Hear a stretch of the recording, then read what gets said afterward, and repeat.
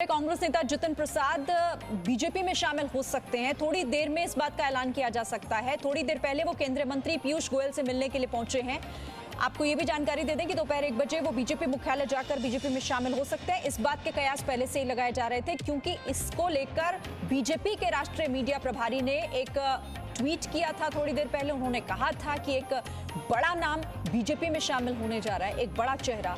तो जितिन प्रसाद, क्योंकि वो अब केंद्रीय मंत्री पीयूष गोयल से मिलने पहुंचे हैं, कांग्रेस के नेता हैं जितिन प्रसाद, और वो नाम है, ऐसा ये अब से थोड़ी देर बाद पूरी तरीके से कहा जा सकता है, क्योंकि सूत्रों से फिलहाल यही जानकारी मिल रही है कि केंद्रीय मंत्री पीयूष गोयल से जितिन प्रसाद मिले हैं और अब थोड़ी देर बाद वो शामिल हो जाएंगे औपचारिक तौर पर बीजेपी में। तो कांग्रेस का ये बड़ा चेहरा, अब ये एक बड़ा सियासी फेरबदल आप इसे कहिए, क्योंकि ये बड़ी सियासी हलचल, थोड़ी देर में ये चीजें साफ हो जाएंगी, क्लियर हो जाएंगी। आशंकाएं, तमाम तरह की कयासों का दौर शुरू हो गया था उस ट्वीट के बाद। क्या आज आप बीजेपी ज्वाइन कर रहे हैं? I'll tell you. Jitin BJP join कर रहे हैं क्या आज आप? सर जल्दी क्या आज आप बीजेपी ज्वाइन कर रहे हैं? I'll tell you. Jitin BJP join कर रहे हैं क्या आज आप? सर जल्दी क्या आज आप बीजेपी ज्वाइन कर रहे हैं? I'll tell you. Jitin BJP join कर रहे हैं क्या आज आप?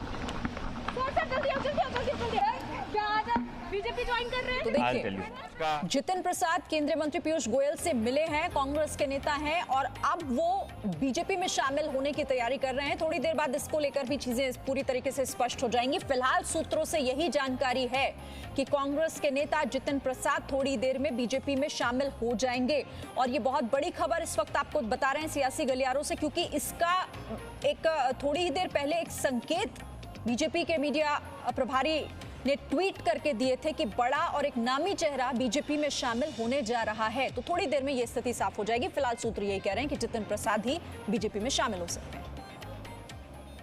क्या आज आप बीजेपी ज्वाइन कर रहे हैं? I'll tell you. Jitin BJP join कर रहे हैं क्या आज आप?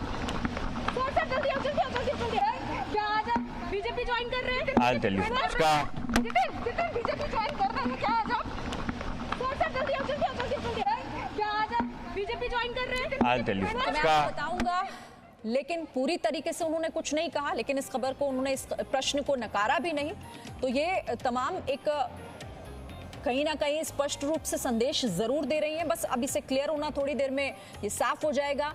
लेकिन ये कितना बड़ा स्टेप होगा बीजेपी का, आप इसे ऐसे समझिए, क्योंकि उत्तर प्रदेश में अब चूंकि 2022 में विधानसभा के चुनाव होने हैं, तो ये बीजेपी के मिशन की एक तैयारी के तौर पर भी आप देख सकते हैं। कांग्रेस का एक बड़ा चेहरा जो कि बीजेपी में शामिल हो सकता है। जितिन प्रसाद को लेकर भी खबरें ये थी कि वो पार्टी से नाराज चल रहे थे, वो नेतृत्व से खुश नहीं थे। बीच में कई अटकलें ऐसी हुई कि वो पार्टी छोड़ रहे हैं, कांग्रेस छोड़ने की खबरें भी उनके सामने रहकर सामने आती रही। लेकिन अब ये पूरी तरीके से उनकी नाराजगी किस हद तक पहुंच गई है, क्योंकि थोड़ी देर बाद वो बीजेपी में शामिल हो सकते हैं। सूत्रों से ये खबर है, और ये थोड़ी देर में साफ हो जाएगा। तमाम कयासों पर पूरी तरीके से रोक लग जाएगी, क्योंकि कांग्रेस के जितिन प्रसाद क्या अब बीजेपी का हिस्सा हो रहे हैं। उन्होंने भले एक यहां पर यह कहा हो कि मैं आपको थोड़ी देर में बताऊंगा, लेकिन कहीं ना कहीं संकेत इसी को लेकर। सीधे रुक कर रहे हैं, रवि त्रिपाठी मेरे साथ जुड़ गए। रवि, बड़ा नाम कौन होगा? बड़ा नाम कई कयास थे, लेकिन जितिन प्रसाद, खबरें तो यही है कि थोड़ी देर में अब वो कांग्रेस के नहीं बीजेपी के होने जा रहे हैं। बिल्कुल तस्वीर अब साफ हो गई है, क्योंकि जितिन प्रसाद अपने घर से निकलकर रेल मंत्री पीयूष गोयल के घर पहुंच चुके हैं और यहां से बीजेपी दफ्तर जाएंगे।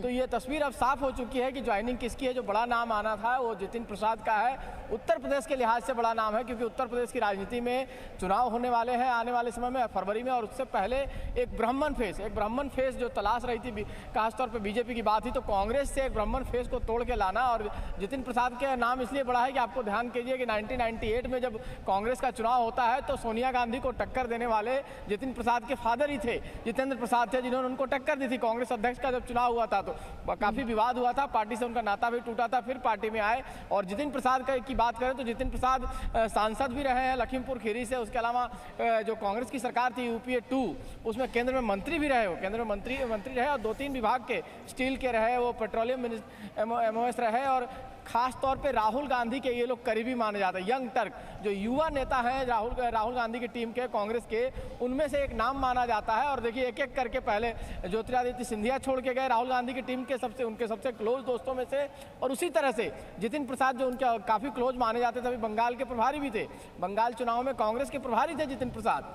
तो कांग्रेस अब जितिन प्रसाद का जाना, तो कांग्रेस में कहा जाए तो एक तरह से जो यूथ है उनको कहीं ना कहीं झटका लग रहा है, और यूथ को भरोसा नहीं रह गया है कि कांग्रेस पार्टी में उनका भविष्य रहने वाला है या कोई भविष्य होने वाला है। इस वजह से पार्टी छोड़कर इधर जा रहे हैं। ज्योतिरादित्य सिंधिया मध्य प्रदेश में गए, आप देखिए यहाँ जितिन प्रसाद जा रहे हैं, वैसे ही नाम चर्चा होने लगती है तो कई सारे नाम आते हैं। सचिन पायलट का नाम राजस्थान में आता है। आप जानते हैं कि पिछली बार चर्चा होते होते लास्ट में वो नहीं आ पाए थे, इधर बीजेपी शामिल नहीं हो पाए थे।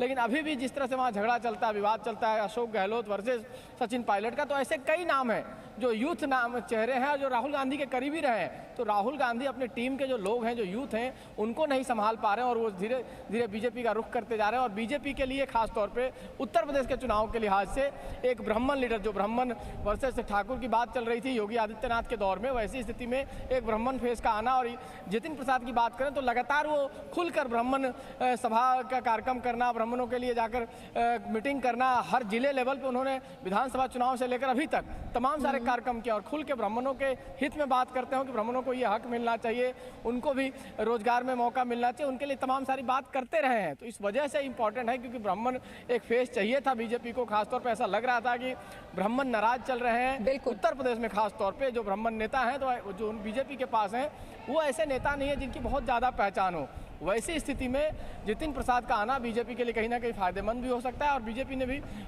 मैसेज भी जाएगा कि कांग्रेस के नेता अगर टूट के आ रहे हैं तो कांग्रेस की क्या हालत है, क्योंकि कांग्रेस फिर जमीन पर दिखेगी नहीं। दोनों तरफ से कहीं ना कहीं से भुनाने की कोशिश होगी यहाँ पर बीजेपी की। अब मेरे साथ रविंद्र भी जुड़ गए हैं जो कि बीजेपी मुख्यालय से इस वक्त हमारे साथ है। रविंद्र, कितना समय और, हालांकि सूत्र तो ये बता ही चुके हैं, तस्वीर पूरी साफ हो चुकी है, लेकिन ऑफिशियल अनाउंसमेंट में कितना वक्त अभी और है? 1 बजे इसी मंच से पीयूष गोयल केंद्रीय वाणिज्य मंत्री जितिन प्रसाद को ज्वाइन करेंगे, तो 15 मिनट के बाद ही ज्वाइनिंग होने की संभावना है, जहां तक समय की बात आप पूछ रही है।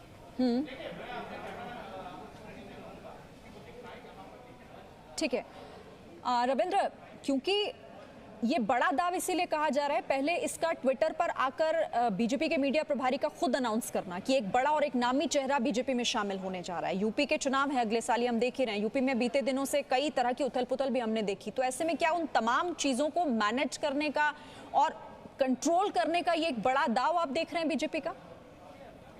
देखिए, जितिन प्रसाद का 2 तस्वीर आप हाल के ही दिन में, पिछले 3-4 दिन के अंदर ही विश्व पर्यावरण दिवस पर पौधारोपण करते हैं और योगी आदित्यनाथ के जन्मदिन पर वो बधाई देते हैं ट्विटर से, जबकि ये कहा जा रहा है और इस तरह के कयास भी लगाएगा और इस तरह के विवाद भी फैलाने की कोशिश की गई सोशल मीडिया पर कि बीजेपी और सरकार के तमाम बड़े नेता हैं उन्होंने बधाई नहीं दी थी, लेकिन जितिन प्रसाद ने योगी आदित्यनाथ के जन्मदिन पर बधाई दी थी। तो तस्वीर उसी समय से लगभग साफ हो गया था। और दूसरी बात कि G23 के एक नेता भी हैं जितिन प्रसाद, जिन्होंने हस्ताक्षर किया था, यानी जिन्होंने नेतृत्व से नाराजगी दिखाई थी कांग्रेस की, तो बहुत दिनों से नाराज चल रहे थे और आज थोड़ी देर बाद ही यहाँ पर बीजेपी ज्वाइन करेंगे, क्योंकि थोड़ी देर बाद पहले तस्वीर साफ दिखेगी कि पीयूष गोयल के घर गए थे और उनके साथ ही बीजेपी ऑफिस आ रहे हैं। तो अब जहाँ तक परसेप्शन की बात होगी, जितिन प्रसाद बहुत बड़े जनाधार वाले नेता नहीं है। पहली बात, 2014 के लोकसभा चुनाव हार गए हैं, 2019 के लोकसभा चुनाव हारे हैं, 2017 के विधानसभा चुनाव हारे हैं, लेकिन ब्राह्मण नेता हैं। एक परसेप्शन की लड़ाई होती है, कांग्रेस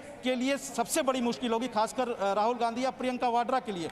इन दोनों के काफ़ी करीबी माने जाते हैं जितिन प्रसाद, और ऐसे में प्रियंका वाड्रा जो यूपी में मोर्चा खोले रहती हैं योगी आदित्यनाथ सरकार के खिलाफ या सीएम के खिलाफ, उसका जवाब जितिन प्रसाद देंगे जो बेहद करीबी प्रियंका वाड्रा के रहे हैं। तो ये परसेप्शन की लड़ाई हुई। एक तो ब्राह्मण नेता, हालांकि बहुत बड़े जनाधार वाले नहीं है, और ब्राह्मणों में कितनी उनकी पकड़ है ये तो आने वाले दिन में होगा, बहुत ज़्यादा पकड़ नहीं है, लेकिन चेहरा है कांग्रेस के, यूपी में कांग्रेस के चेहरा है, प्रियंका वाड्रा के करीबी, राहुल गांधी के करीबी, और कांग्रेस का जवाब जितिन प्रसाद देंगे। तो एक परसेप्शन की लड़ाई होगी कि उनके आरोप का जवाब उनके ही सबसे करीबी नेताओं में से एक देगा। यह उसी तरह के परसेप्शन की लड़ाई है कि मायावती को छोड़ के ब्रजेश पाठक कुछ दिन पहले ही बीजेपी ज्वाइन किए थे, जो मायावती के काफ़ी करीबी माने जाते रहे, और उनके आरोपों का जवाब ब्रजेश पाठक आज भी देते रहे।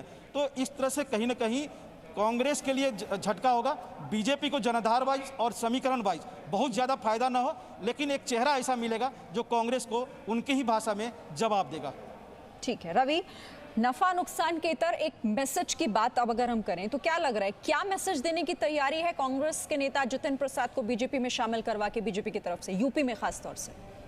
देखिए, नेशनल लेवल पे बात करें तो कांग्रेस और बीजेपी की लड़ाई होती है, और वैसे में कांग्रेस से तमाम नेता बीजेपी में टूट कर आए हैं। एक दो नहीं, गिनती के तमाम नेता पिछले कुछ सालों में कांग्रेस छोड़कर बीजेपी में आए हैं। चाहे ज्योतिरादित्य सिंधिया की बात करें, टॉम बड़क्कन की बात करें, तमाम और नेता हैं। लेकिन उत्तर प्रदेश की बात करें, उत्तर प्रदेश में इस चाल का, खासतौर पर इस मूव का सीधा सीधा मतलब लगाया जा रहा है कि ब्राह्मण जो वोटर है, जिसको नाराज बताया जा रहा है योगी सरकार में, खासतौर पर जिसकी चर्चा हो रही है कि ब्राह्मण नाराज हैं। जो आपने घटनाएं देखी होगी, जिस तरह से कुछ लोगों को मारा गया, जिस तरह से कुछ ऐसा मैसेज चला गया कि ब्राह्मण खास तौर पे उनको सताया जा रहा, उनको प्रमोशन उनको नहीं मिल रहा, मौका नहीं मिल रहा जो मिलना चाहिए होगी सरकार में।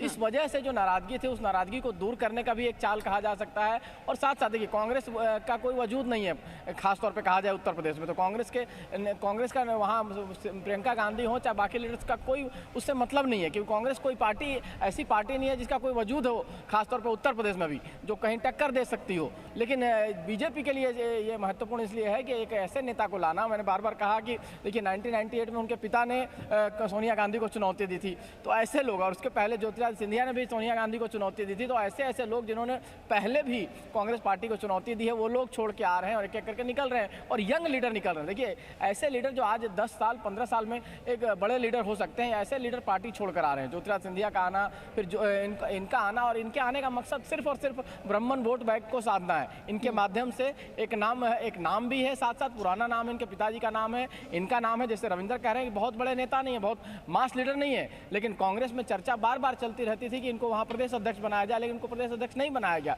2-3 बार ऐसी चर्चा आई, बावजूद इसके उनको मौका नहीं मिला, और कहीं ना कहीं जब मौका नहीं मिल रहा है तब छोड़ के यहाँ आने का ये कहीं ना कहीं एक रास्ता दिखा होगा। और साथ ही साथ बीजेपी को, मैंने बार बार कहा कि बीजेपी ये चाहेगी कि एक ब्राह्मण लीडर के तौर पर इस यंग लीडर को, खासतौर पर यूथ हैं, बोलते अच्छा हैं, पहले मंत्री रहे हैं, एक एक्सपीरियंस भी है केंद्र मंत्री रहने का, पढ़े लिखे हैं, तो ये तमाम सारी चीज़ें जो है इसका बीजेपी जानती है कि एक लीडर का कैसे उपयोग किया जाए। कांग्रेस शायद नहीं जानती है, कांग्रेस अपने नेताओं को गंवाती है, और बीजेपी, कांग्रेस, चाहे तमाम पार्टी से जो नेता आते हैं उनका बेहतर इस्तेमाल करके उनका फ़ायदा उठाती है, चाहे पब्लिक में उनको ले जाना, चाहे उनके माध्यम से वोट बैंक लाना। तो ये एक मैसेजिंग भी साथ साथ है, और साथ साथ इसका एक मतलब साफ है कि ब्राह्मण वोट बैंक को साधने की एक सीधी साधी कोशिश है ये। ठीक है रविंद्र, बात अगर हम कांग्रेस के नेता का छोड़ना, ये तो चले ठीक है, कांग्रेस के एक नेता कांग्रेस छोड़कर बीजेपी में शामिल हो रहे हैं, लेकिन राहुल के करीबी का कांग्रेस छोड़ना, ये अपने आप में बड़ी बात इसलिए हो जाती है क्योंकि नेतृत्व पर सवाल कांग्रेस के अंदर खाने से लगातार उठती रही। राहुल के करीबी इससे पहले ज्योतिरादित्य सिंधिया और अब जितिन प्रसाद। बिल्कुल, आप बीच में भूल गई कि सचिन पायलट के भी बीजेपी में शामिल होने की कवायद लग रही थी, काफ़ी मशक्कत हुई, कोशिश हुई, और तब जाकर वो रुके थे। और उसी तरह से जितिन प्रसाद आज ज्वाइन किए हैं। हो सकता है आने वाले दिनों में मिलिंद देवड़ा मुंबई में काफ़ी नाराज चल रहे हैं, ऐसी खबरें हैं। इसी तरह से आरपीएन सिंह भी कहीं ना कहीं नाराज चल रहे हैं। तो आनंद शर्मा है, गुलाम नबी आज़ाद, बहुत बड़ी फेरिस्त है इसमें। तो लेकिन अब जितिन प्रसाद यहाँ पर आए हैं, तो जाहिर सी बात है, जैसा पहले कहा, और कि G23 एक ग्रुप बन गया है जिसके सिग्नेचरी भी रहे हैं, हस्ताक्षर भी किए थे। यानी वो नेतृत्व से नाराज थे, नेतृत्व सोनिया गांधी के नेतृत्व से नहीं, बल्कि राहुल गांधी के नेतृत्व से, प्रियंका वाड्रा के नेतृत्व से। जिस तरह दोनों जो बीजेपी नेताओं के जो बोलते हैं कि भाई बहन जिस तरह से पार्टी चलाना चाहते हैं, उससे ऐसे चेहरे जो पार्टी में एक चेहरा बन गए थे, जैसा कि रवि बता रहा है कि आगे चलकर वो अपने अपने स्टेट के लीडर हो सकते थे पार्टी के लिए, अगर उनको संभाल के रखा जाता तो उनसे नाराज होकर, और उसके बाद उनके पास कोई विकल्प नहीं है। ऐसे नेता समाजवादी पार्टी में नहीं जा सकते, क्योंकि नेशनल पार्टी छोड़कर रीजनल पार्टी में जाकर वो एक व्यक्ति के अधीन हो जाते। एक कम से कम इतनी बड़ी पार्टी में। रविंद्र, जो आप कह रहे हैं ना, मैं उसी से जुड़ा हुआ एक ट्वीट दिखाना चाहती हूँ दर्शकों को। ये ट्वीट है दरअसल जितिन प्रसाद का ही। कुछ दिन पहले योगी आदित्यनाथ के जन्मदिन के मौके पर उन्होंने बधाई दी थी योगी आदित्यनाथ को। उन्होंने ट्वीट करके मुख्यमंत्री को बधाई दी थी, और उसके बाद योगी आदित्यनाथ ने उस ट्वीट पर रिप्लाई भी किया था। उन्होंने कहा था कि आपकी शुभकामनाओं के लिए धन्यवाद एवं कोटिशः आभार। यानी कि आप देखिए कि जितिन प्रसाद मुख्यमंत्री को ट्वीट करके बधाई देते हैं, और उसके बाद योगी आदित्यनाथ उस पर जवाब भी देते हैं, रिप्लाई भी करते हैं इस ट्वीट पर, उनका आभार व्यक्त करते हैं। यानी रविंद्र, जो बात अभी थोड़ी देर पहले भी कह रहे थे कि ये जो तमाम चीजें हैं, कहीं ना कहीं संकेत तो मिल रहा था, दिखाई तो दे रहा था कि ऐसी स्थितियां बन सकती हैं आगे। बिल्कुल बिल्कुल। अब श्री देखिए, किसी भी जो एक चेहरा बन गया हो नेशनल मीडिया में या नेशनल स्तर पर चेहरा बन गया हो, उसको बीजेपी में शामिल कराना या बीजेपी से कोई ऐसा चेहरा कांग्रेस में जाता है तो उसके पीछे बैकग्राउंड में काफ़ी चीज़ें बात करनी पड़ती है, उस समीकरण देखना पड़ता है, उसको एकोमोडेशन कैसे किया जाएगा, भविष्य में उस पार्टी में उसकी स्थिति क्या होगी। अब शुभेंदु अधिकारी आए हैं बंगाल।